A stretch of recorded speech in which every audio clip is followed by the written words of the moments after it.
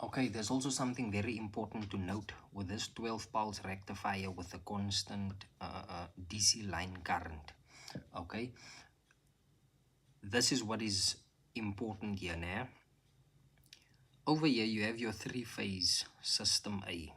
Okay, this is your input side, line 1, line 2, line 3, and then obviously over here you have two three-phase transformers. Okay, this primary side, okay, it is known as what is called the delta configuration. This primary side here is also known what is called a delta configuration. However, this is what's key.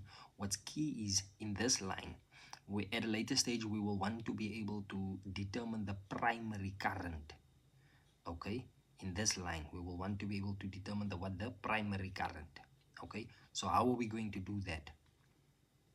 That is what this whole endeavor is all about. All of this is basically a means of enabling us to determine what this I primary, what it looks like. Okay, how are we going to do that?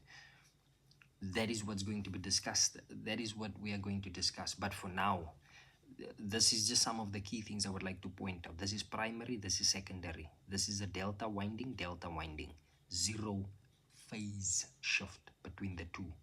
There might be a change in magnitude if it's a step down or a step up transformer. However, zero phase shift.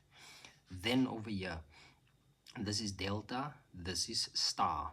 Okay, that means there's a 30-degree phase shift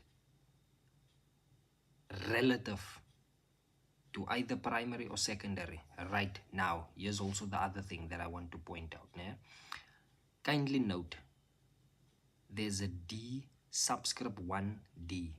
D for diode, 1, it's the leg that we are referring to.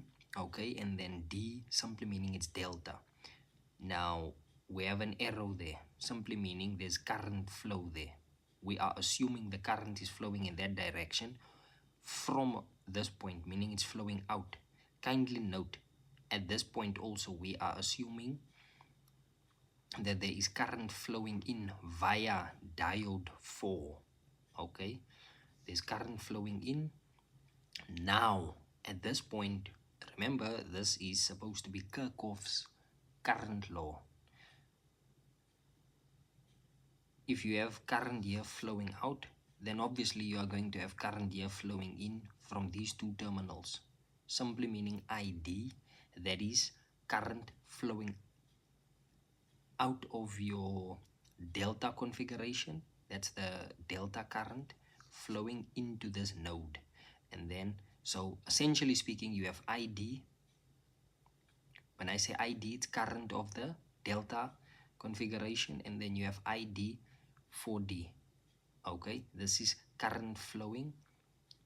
You can essentially say it's current coming from IDC, and then obviously here it's supposed to somehow split or something. Okay, so these two currents will give you the current that flows out.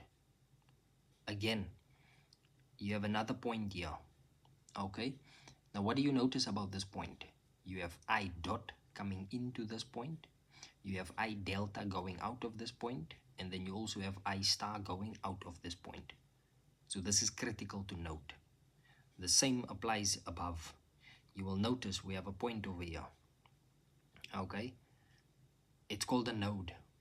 There's current flowing into the node I star. There's current flowing into the node I diode 4 star, and then there's current flowing out of the node. Okay, that's diode 1 star flowing out. These are just some of the things to take note of for now. So yeah.